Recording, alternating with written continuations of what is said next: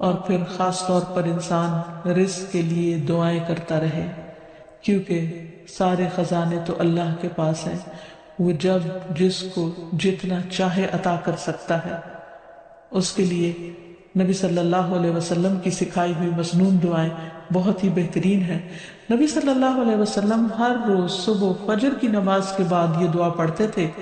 اللہم انی اسألک علما نافعا ورزقا طیبا وعملا متقبلا۔ اے اللہ، میں تجھ سے علم نافع، طیب رزق یعنی پاکیزہ رزق اور مقبول عمل کا سوال کرتا ہوں، یعنی ایسے عمل کی توفیق دے جو تیرے ہاں قبول ہو جائے، تجھے پسند آ جائے۔ اور اس کے ساتھ ساتھ انسان کو حرام سے بچنے کی دعا کرنی چاہیے۔ اس سلسلے میں آپ صلی اللہ علیہ وسلم نے جو دعا سکھائی وہ ہے، اللہم اکفنی بحلالک عن حرامک واغننی بفضلک عمن سواک۔ اے اللہ، اپنے حلال کے ذریعے حرام سے میری کفایت فرما، یعنی مجھے اتنا حلال دے کہ مجھے حرام کی ضرورت ہی نہ رہے،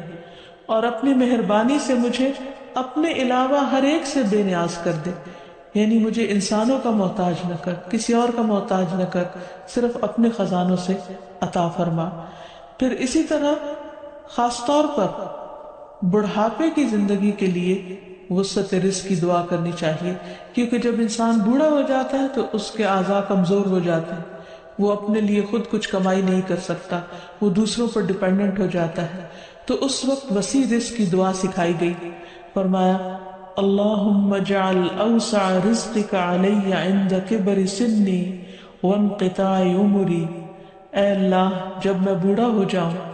اور میری عمر ختم ہونے لگے تو میرے رزق کو وسیع کر دے۔ اور اسی طرح اپنے لیے اور اپنی اولاد کے لیے وسیع رزق کی دعا کرنی چاہیے، جیسے ابراہیم علیہ السلام نے دعا کی تھی، ربنا انی اسکنت من ذریتی بواد غیر ذی زرع عند بیتک المحرم ربنا لیقیموا الصلاة فاجعل افئدة من الناس تهوی الیہم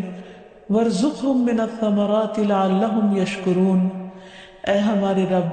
بے شک میں نے اپنی کچھ اولاد کو اس وادی میں آباد کیا جو کسی کھیتی والی نہیں،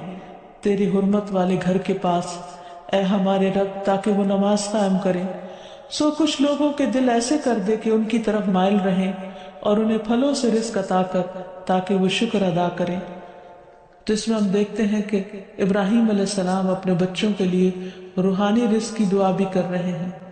جذباتی محبت کی رزق کی دعا بھی کر رہے ہیں، اور پھر اس کے ساتھ ساتھ جسمانی رزق کی دعا بھی کر رہے ہیں جو ہر انسان کی ضرورت ہے، اور اس میں سے بھی بہترین رزق یعنی پھلوں کے رزق کی دعا کر رہے ہیں، کیونکہ انسان کو اللہ تعالیٰ کا صرف رزق ہی نہیں مانگنا چاہیے، بہترین رزق مانگنا چاہیے۔ یعنی ایک تو سمپل سی دعا ہے اللہم ارزقنی، اور پھر ورزقنا وانت خیر الرازقین، جو سورۃ المائدہ میں اللہ تعالیٰ نے دعا سکھائی ہے، اور ہمیں رزق دے اور تو سب رزق دینے والوں میں سے بہترین ہے۔